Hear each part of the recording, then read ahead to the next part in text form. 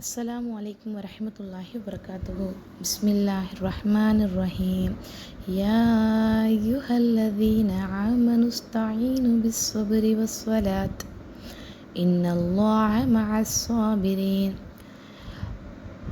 நம்பிக்கை கொண்டோரே, பொறுமையுடனும் தொழுகையுடனும் இறைவனிடம் உதவி தேடுங்கள். நிச்சயமாக அல்லாஹ் பொறுமையாளர்களுடன் இருக்கிறான். இந்த உலகத்தில் சின்ன சின்ன விஷயங்களில் நம்ம பொறுமையை இழக்கிறோம். பொறுமையாக நம்ம இருக்கலை அப்படின்னா வாழ்க்கையில் எளிதாக வெற்றி பெறவே முடியாது. அல்லாஹு தாலா சொல்கிறான், பொறுமையோடு இருக்கிறவங்களுக்கு சொர்க்கத்தில் இடம் உண்டுன்னு.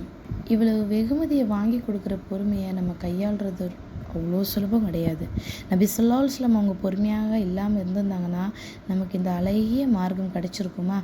எல்லா நபிமார்களுமே ஒவ்வொரு விஷயங்களால் சோதிக்கப்பட்டாங்க. ஆனால் அவங்க பொறுமையை என்றைக்குமே அவங்க கைவிட்டது கிடையாது. இந்த உலகத்திலேயே ரொம்ப கொடுமையான விஷயம் என்ன தெரியுமா? தன்னுடைய குழந்தை தனக்கு முன்னாலேயே இறந்து போகிறது தான். இந்த சோதனையை கூட அல்லாஹ்வுடைய தூதர் ரசூலுல்லாஹி ஸல்லல்லாஹு அலைஹி வஸல்லம் அவங்க அனுபவிச்சாங்க. அந்த சமயத்தில் கூட வரம்பு மீறியோ இல்லை இறை நம்பிக்கைக்கு முரணான எந்த ஒரு வார்த்தையுமே நபி ஸல்லல்லாஹு அலைஹி வஸல்லம் பேசலை. ரொம்ப பொறுமையாக இருந்தாங்க. இதை பற்றி அனஸ் ரலியல்லாஹு அவங்க சொல்கிறாங்க, நபி ஸல்லல்லாஹு அலைஹி வஸல்லம் அவங்களுடைய மகன் இப்ராஹிம் நாங்கள் பார்க்க போயிருந்தோம். அப்போ அல்லாஹ்வுடைய தூதர் தன்னுடைய மகனை தூக்கி முத்தமிட்டாங்க. இன்னொரு முறை அவங்க வீட்டுக்கு நாங்கள் போயிருந்தோம். அந்த சமயத்தில் இப்ராஹிம் அவங்களுடைய உயிர் பிரிந்து கொண்டிருந்துச்சு.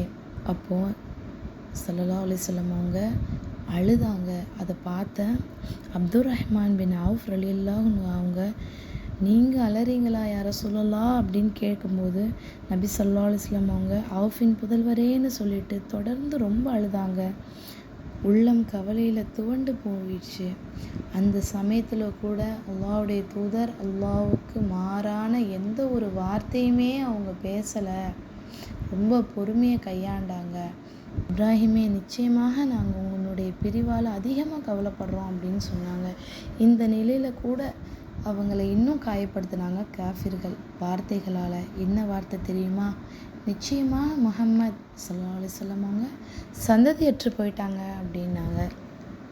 அனஸ் பின் மாலிக் ரலியல்லாஹு அவங்க சொல்கிறாங்க, ஒரு நாள் நாங்கள் ரசூலுல்லாஹ் எல்லாரும் பள்ளிவாசலில் இருந்துகிட்டு இருக்கும்போது நபி ஸல்லல்லாஹு அலைஹி வஸல்லம் அவங்க திடீர்னு தூங்கிட்டாங்க.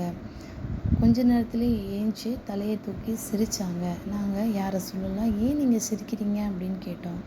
அல்லாஹ் தாலா ஒரு அத்தியாயத்தை எனக்காக இறக்கி வச்சிருக்கிறாங்க அப்படின்னு சொன்னாங்க. சொல்லி அந்த அத்தியாயத்தை ஊதியும் காமிச்சாங்க. பிஸ்மில்லாஹிர் ரஹ்மானிர் ரஹீம். இன்னா உதைனாகல் கௌசர் ஃபஸல்லி லிரப்பிக வன்ஹர் இன்ன ஷானியக ஹுவல் அப்தர். ஸதகல்லாஹுல் அஸீம். நிச்சயமாக நாம் உங்களுக்கு கௌசர் என்னும் தடாகத்தை கொடுத்திருக்கின்றோம். அவைகளுக்கு நன்றி செலுத்துவதற்காக நீங்கள் உங்களது இறைவனை தொழுது குர்பானி செய்து கொடுத்து வாருங்கள். நிச்சயமாக உங்களது எதிரிதான் சந்ததியற்றவன் அப்படின்னு அல்லாஹ்வுடைய தூதருக்கு அல்லாஹ் ஆறுதல் சொல்கிறான். பிறகு அல்லாஹ்வுடைய தூதர் நபி ஸல்லல்லாஹு அலைஹி வஸல்லம் அவங்க, கௌசர் அப்படின்னா என்னன்னு உங்களுக்கு தெரியுமா அப்படின்ட்டு கேட்குறாங்க. நாங்கள் அதுக்கு என்ன சொன்னோம்னா, அதை அல்லாஹ்வும் அல்லாஹ்வுடைய தூதருமே அறிஞ்சவங்க அப்படின்னு சொன்னோம். அது ஒரு சொர்க்க நதி. என்னுடைய இறைவன் மறுமை நாளில் அதை எனக்கு தருகிறேன் அப்படின்ட்டு வாக்களிச்சிருக்கிறான். அதில் அபரிவிதமான நன்மைகள் இருக்குது. அது ஒரு நீர் தடாகம். மறுமை நாளில் என்னுடைய சமுதாயத்தர் தண்ணி அருந்துவதற்காக அதை நோக்கி வருவாங்க. சுப்ஹானல்லாஹ். அவங்களுடைய பொறுமையுடைய கூலி அவங்களுக்கு கௌசர் தடாகமாக கொடுக்கப்பட்டிருக்கு. இழப்பு எதுவாக இருந்தாலும் கூட நம்ம பொறுமையை நிச்சயமாக கையாண்டு ஆகணும். பொறுமையை நம்மக்கிட்ட இல்லை அப்படின்னா நம்ம எந்த ஒரு விஷயங்கள்லேயுமே ஈடுபட்டு அதில் வெற்றி பெறவே முடியாது. தொழுகை கொண்டும் பொறுமையை கொண்டும் அல்லாஹ் நம்மளை இன்மை மறுமை இரண்டிலும் வெற்றியாளர்களாக ஆக்கி அருள் புரிவானாக. அஸ்ஸலாமு அலைக்கும் வரஹ்மத்துல்லாஹி வபரகாத்துஹு.